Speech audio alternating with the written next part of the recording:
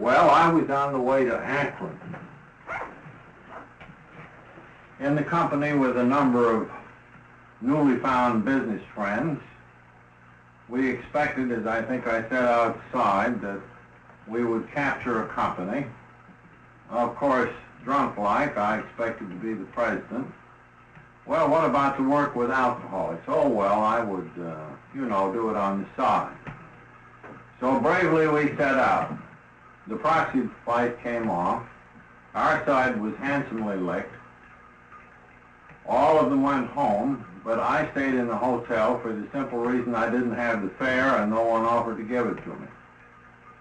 So here I was on a Saturday afternoon, alone in the Mayflower Hotel at Akron, Ohio. I walked down to the lobby, strode back and forth. At one end there was a plaque with the names of the various churches and preachers.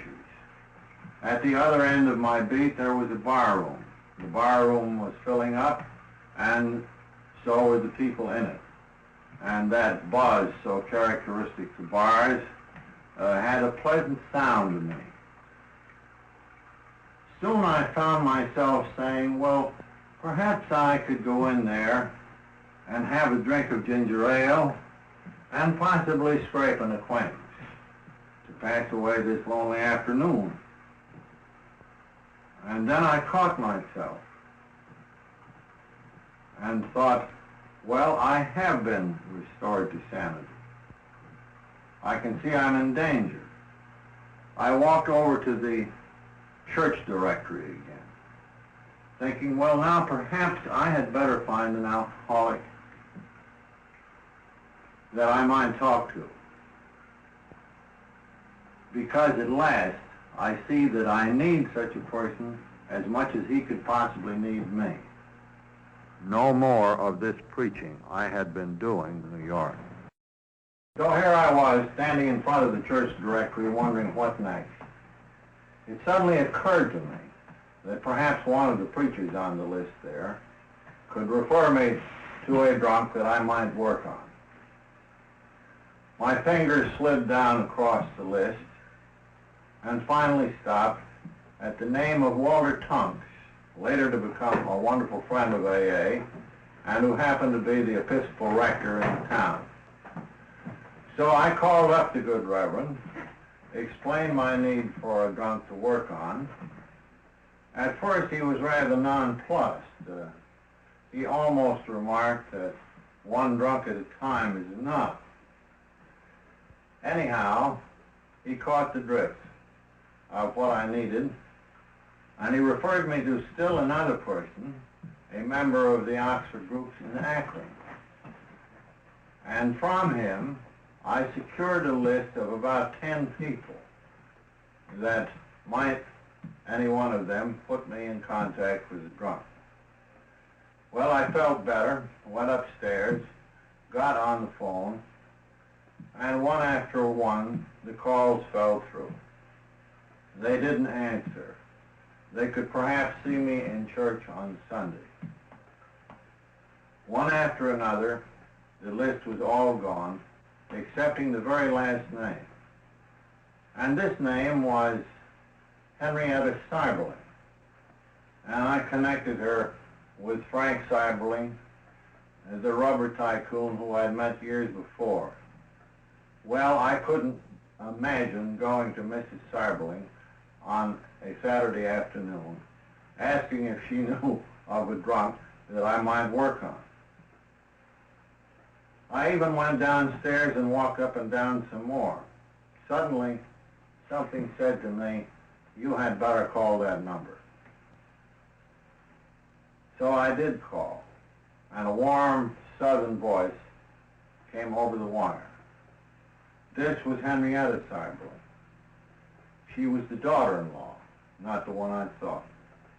I explained my need, and she said, well, I'm no alcoholic, but I've had my troubles. I think I understand.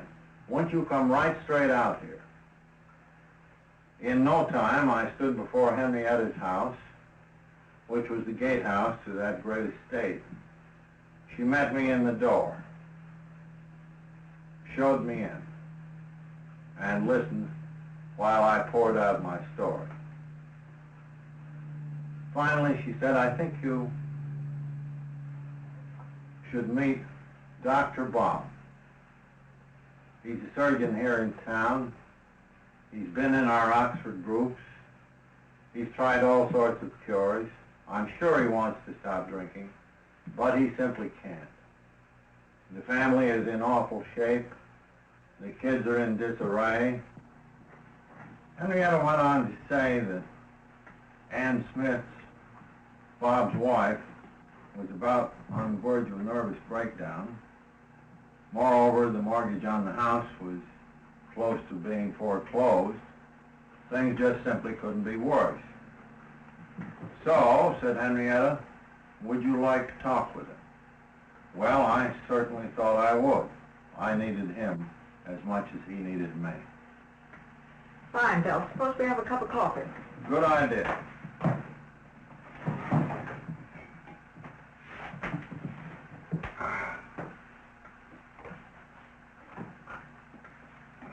That looks grand.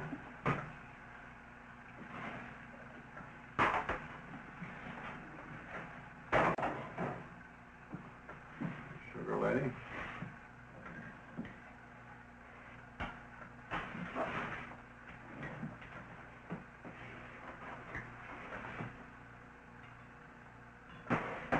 Take any cream. No, never got back to it. Well, shall we go on? Henrietta got onto the phone, and Ann Smith replied immediately. Was Dr. Bob there? Well, said Ann Smith, he's just come in. As you know, it's Mother's Day. He's brought me a wonderful potted plant, but I'm afraid, Henrietta, that we can't come. He is so potted that the plant is on the table, but he is on the floor under the table and can't get up. Maybe we can do better tomorrow.